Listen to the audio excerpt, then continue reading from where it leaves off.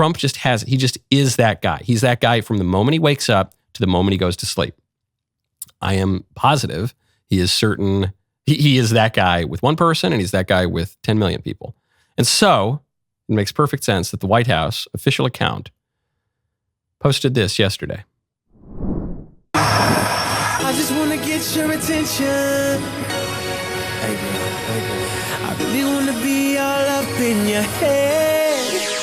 Yeah. Is it you say daddy's home for me? I know you've been waiting for this loving all day. You know your daddy's home and it's time to sex. Yeah. So you ain't got to give my love away. So I'm gonna say, if you're just listening, it's Trump. You know, he walks off Air Force One. All the guys are going around to talk. And Daddy's back at NATO, baby. It's not just him, though. It also shows Pete Hegseth. It also shows Marco Rubio are also there, sharing the spotlight a little bit. Oh, Zelensky's coming up. Hi, Dad. Hey, Dad, how was work today? Do you have any more missiles for me? I gave you a missile last week, Vladimir.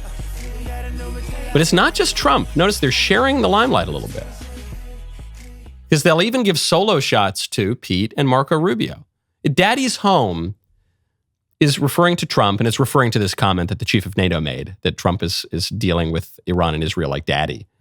He's dealing with all these nations that were like daddy. But it's really America's daddy. America is daddy. Okay, we're not micromanaging everything. But we're daddy. We kind of call the shots. We have the authority. And Pete Hegseth is a representative of that at the Pentagon. Marco Rubio is a representative of that at the State Department. Daddy's home. Okay, it's fun, man. It's fun. It's really fun that the official White House account is posting Usher songs about how Daddy's home. And it's Trump looking like the Riz King, just full of swag, walking down Air Force One. It's fun. You could not imagine a Republican doing that over 10 years ago. Now you can't imagine a Democrat doing that. Isn't that crazy? What a shift. You know who the Riz King used to be before that word was even in use? It was Obama. Oh, he was no drama Obama, man. He was cool from the Choom Gang, you know? Mr. Obama, he's slick and cool. Not like those stodgy Republican Mitt Romney and George Bush. Yeah, and then it totally flipped.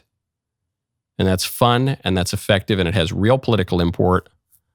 And what can they say about it? Look at this, it's Daddy's home.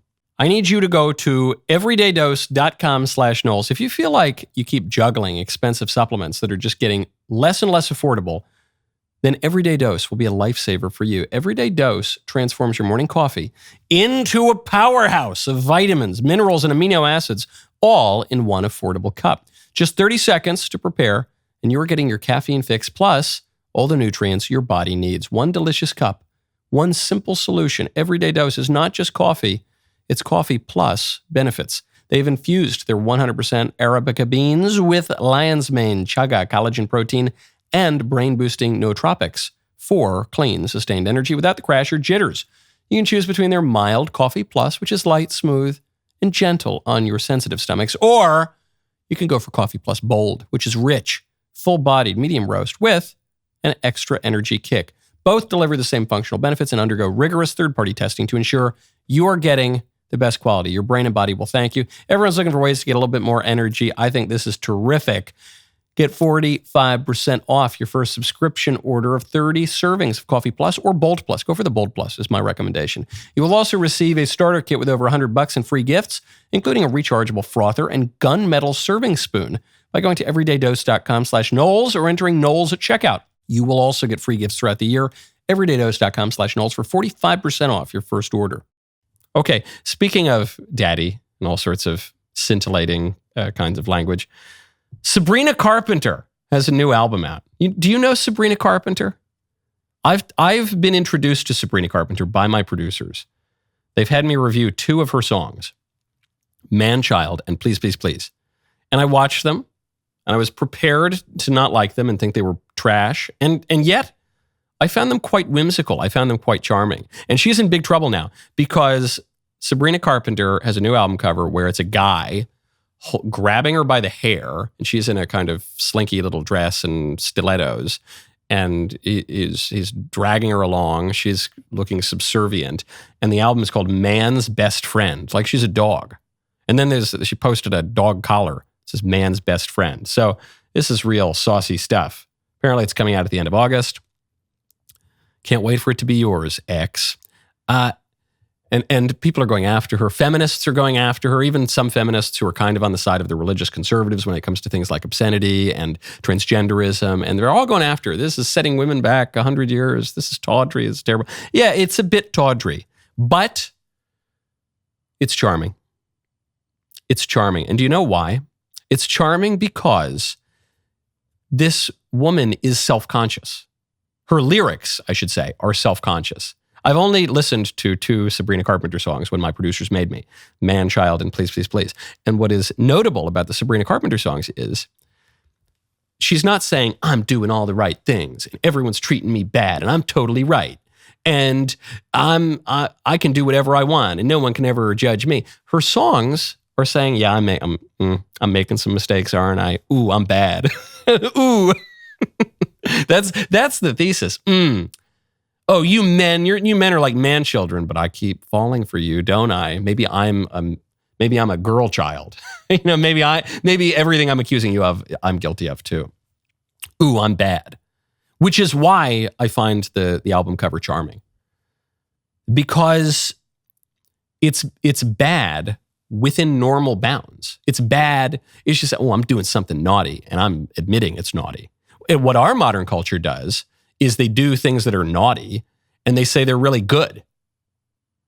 Our modern culture, in a non-charming version of this album cover would be some like old gross guy in her position, and I don't know, it'd be totally perverse. It would be totally out of the normal bounds. It would be calling good evil and evil good. But here she's saying, no, it's, I'm being kind of bad, aren't it? That's what pop music has done for a long time.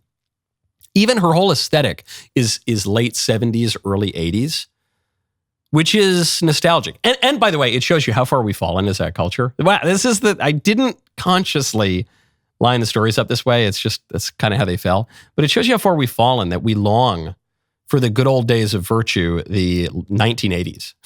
Oh, yes, that virtuous age, the late 70s through early 90s. Ah, yes. A quasi-Victorian era that was. No, not really. But relative to today, it is. At least when Sabrina Carpenter is going to be tawdry, it's going to be like, hey, I'm a hot young girl dressing in a kind of promiscuous way, and I'm lusting, which is bad. It's bad to lust, but I'm lusting after a man, it's bad in a normal way. It is, in its transgression, it is upholding good, normal values and behaviors and nature, which is why it's kind of charming. It's why I'm a little bit, at least, of a Sabrina Carpenter stan. How about that? That story was either sad or happy or wacky or normal. I don't know, because this is a generic close to whatever clip you just saw. But whatever it was, I'm sure it was great and you should subscribe. See you next time.